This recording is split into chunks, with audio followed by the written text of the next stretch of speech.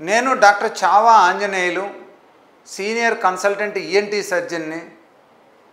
నేను హైదరాబాద్లో బేగంపేటలో ఉన్న ఏషియన్ ఈఎన్టీ కేర్ సెంటర్కి చైర్మన్ని. అలాగే నేను మల్టిపుల్ హాస్పిటల్స్లో లైక్ నిమ్స్ కావచ్చు, అపోలో కావచ్చు, కిమ్స్ కావచ్చు, ఇక్కడ కూడా అవసరమైన మేజర్ సర్జరీస్కి డిఫరెంట్ స్పెషాలిటీస్లో అంటే న్యూరో సర్జరీ వాళ్ళకి కానీ మిగతా ఏదన్నా నెక్ సర్జరీస్ ఉన్నా కానీ వాళ్ళకు కూడా నేను హెల్ప్ చేసి పెడతాను.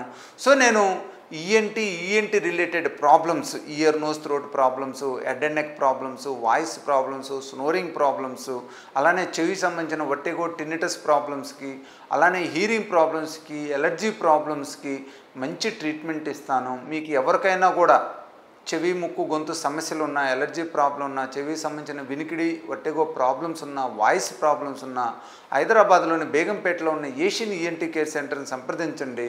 అక్కడ నేను మీకు అవసరమైన టెస్టులు చేసి మీ సిమ్టమ్స్ని, మీ వ్యాధిని నయం చేయడానికి ప్రయత్నిస్తాను.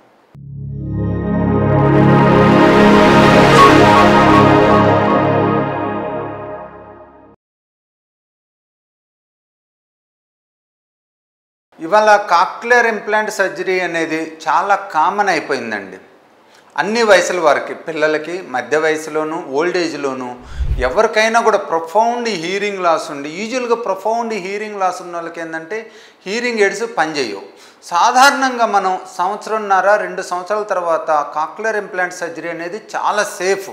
చాలామంది 6 months 9 months అప్పుడు కూడా రేర్ రిపోర్ట్స్ ఉన్నాయి. కానీ ప్రపంచంలో సాధారణంగా కాక్లియర్ ఇంప్లాంట్ సర్జరీ 2-2.5 సంవత్సరాల నుంచి మనకి ఎల్డర్ పీపుల్ 90 సంవత్సరాల దాకా కూడా చేసుకోవచ్చు అన్నమాట.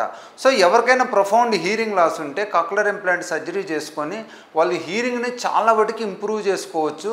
వాళ్ళకి ఎంఆర్ఐ స్కాన్లో కనుక కాక్లియర్ ఆడిటరీ పాత్వే నార్మల్గా ఉంటే, ఒకవేళ ఆడిటరీ పాత్వే నార్మల్గా లేకపోతే మనం వేరే operation, auditory brain stem implant అనే ఆపరేషన్కి వెళ్ళాల్సి వస్తుంది అన్నమాట.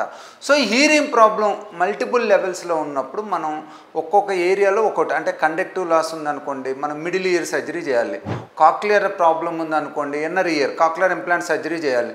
అదే మనకి లోపల ఆడిటరీ పాత్వే ప్రాబ్లం ఉందనుకోండి ఆడిటరీ బ్రెయిన్ స్టెమ్ ఇంప్లాంట్ చేయాలి.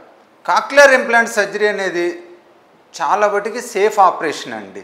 యూజువల్గా జనరల్ ఎనస్థీషియాలో చేస్తాం కాబట్టి పెయినే ఉండదు. యూజువల్గా ఒక్కొక్కసారి లోకల్ ఎనస్థీషియాలో కూడా చేయొచ్చు.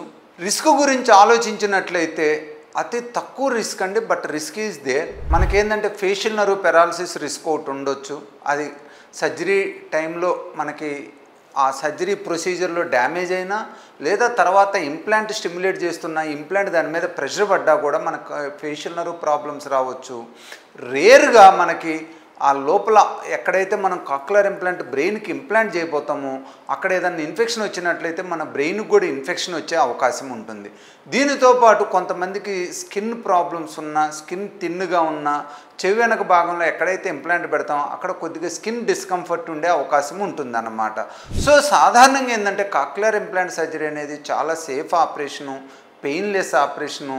కాక్లియర్ ఇంప్లాంట్ ఇండికేషన్ ఉన్నట్లయితే మనం సర్జరీ చేయించుకొని దాన్ని హీరింగ్ని ఇంప్రూవ్ చేసుకొని మంచిగా హ్యాపీగా మనం లైఫ్ని ఎంజాయ్ చేయొచ్చు.